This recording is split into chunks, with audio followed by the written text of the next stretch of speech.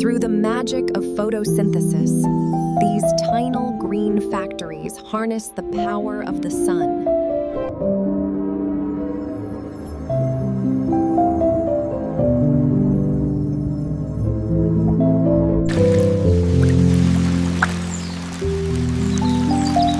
And mix sunlight, water, and air to make their food.